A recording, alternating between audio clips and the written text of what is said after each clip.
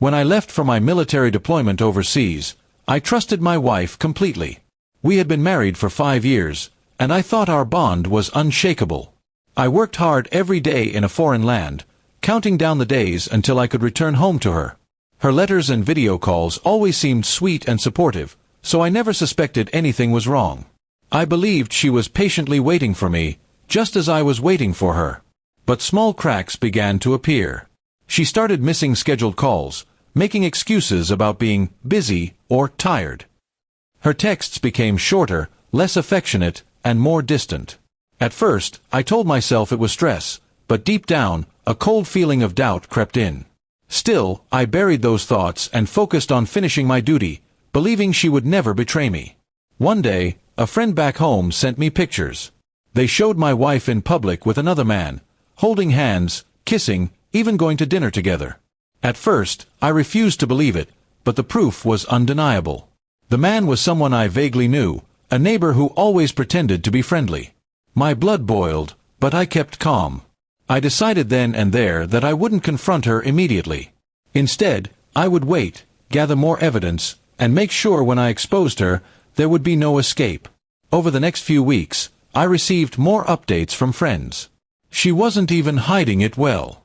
The two of them went out to parties. She introduced him to people as if they were a couple, and even used the car I had bought for her. It hurt me deeply, but it also gave me clarity. The woman I had loved was gone, replaced by someone selfish and careless. My mission changed from saving our marriage to protecting myself and ensuring justice. When my deployment ended, I returned home quietly without telling her. She expected me to come a week later, so I had time to prepare. With the help of a lawyer, I gathered all the evidence into a solid divorce case. I also arranged to take control of the house, the accounts, and everything else I had worked so hard for. She thought she was living free and easy, but she had no idea her world was about to collapse. Finally, I walked into my own home unannounced. She wasn't alone. The man was there, sitting comfortably in my living room, wearing one of my shirts. The look on their faces when I entered was priceless. Shock, fear, and guilt all at once. She tried to explain, to stutter out excuses, but I raised my hand and dropped the folder of photos and documents on the table. "Save your words," I said. "I already know everything." Her affair partner tried to act tough, but I made it clear he had no place in my home. I told him to leave before I called the police for trespassing. He left quickly, clearly embarrassed. My wife broke down crying, begging me to forgive her, saying she was lonely while I was away. But her tears meant nothing to me anymore. I had seen too much, and love had turned into bitterness.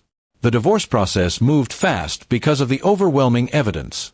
She fought to keep the house and the car, but the court favored me. I had paid for everything, and she had broken her vows openly. In the end, she walked away with almost nothing, just her clothes and some personal belongings. The life she had taken for granted was gone overnight.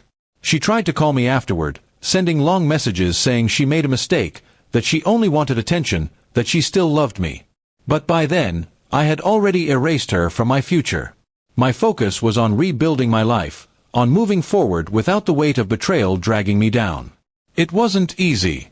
There were nights when the memories haunted me, when I wondered how the woman I loved could betray me so openly. But each time, I reminded myself that I deserved better. I had sacrificed so much for her, and she threw it all away for a fleeting thrill. That wasn't love, and I couldn't respect someone like that. Months later, I heard she was struggling. The man she cheated with had left her, and she was living in a small apartment, working a job she hated. She no longer had the comfort, security, or respect she once enjoyed as my wife. In a way, that was the greatest justice of all. She had chosen her path, and now she had to live with it. As for me, I rebuilt stronger than before. I poured my energy into my career, my health, and my friendships. I learned that betrayal doesn't define me, it defines the one who commits it. I walked away with my dignity, my freedom, and everything I had worked for. She lost everything she loved because she didn't value what she already had.